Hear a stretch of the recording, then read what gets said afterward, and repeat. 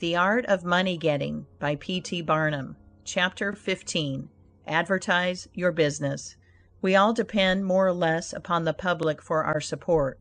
We all trade with the public: lawyers, doctors, shoemakers, artists, blacksmiths, showmen, opera stagers, railroad presidents, and college professors. Those who deal with the public must be careful that their goods are valuable, that they are genuine, and will give satisfaction. When you get an article which you know is going to please your customers, and that when they have tried it they will feel they have got their money's worth, then let the fact be known that you have got it.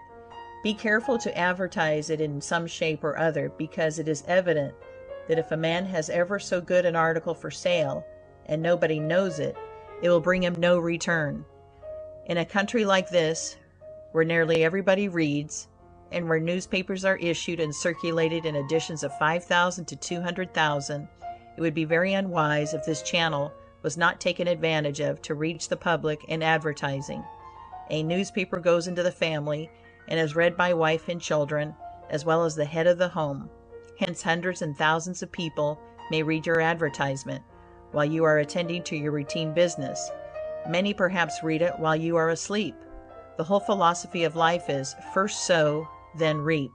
That is the way the farmer does. He plants his potatoes and corn, and sows his grain, and then goes about something else, and the time comes when he reaps. But he never reaps first and sows afterwards. This principle applies to all kinds of business, and to nothing more eminently than to advertising. If a man has a genuine article, there is no way in which he can reap more advantageously than by sowing to the public in this way. He must, of course, have a really good article, and one which will please his customers. Anything spurious will not succeed permanently, because the public is wiser than many imagine. Men and women are selfish, and we all prefer purchasing where we can get the most for our money, and we try to find out where we can most surely do so. You may advertise a spurious article and induce many people to call and buy at once, but they will denounce you as an impostor and swindler, and your business will gradually die out and leave you poor. This is right. Few people can safely depend upon chance custom. You all need to have your customers return and purchase again. A man said to me, "I have tried advertising. It did not succeed. Yet I have a good article." I replied, "My friend, there may be exceptions to a general rule, but how do you advertise?"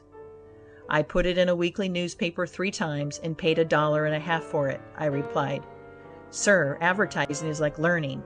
A little is a dangerous thing." A French writer says that the reader of a newspaper does not see the first mention of an ordinary advertisement. The second insertion he sees, but does not read. The third insertion he reads. The fourth insertion he looks at the price. The fifth insertion he speaks of it to his wife. The sixth insertion he is ready to purchase, and the seventh insertion he purchases. Your object in advertising is to make the public understand what you have got to sell, and if you have not the pluck to keep advertising until you have imparted that information, all the money you have spent is lost. You are like the fellow who told the gentleman if he would give him 10 cents it would save him $1. "How can I help you so much with so small a sum?" asked the gentleman in surprise. "I started out this morning," hiccuped the fellow, "with the full determination to get drunk, and I have spent my only $1 to accomplish the object, and it has not quite done it.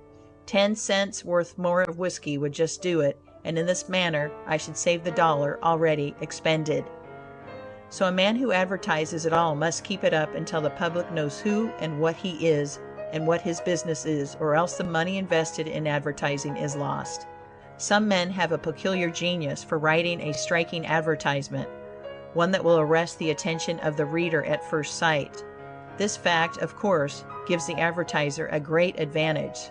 Sometimes a man makes himself popular by a unique sign or a curious display in his window. Recently I observed a swing sign extending over the sidewalk in front of a store, on which was the inscription in plain letters,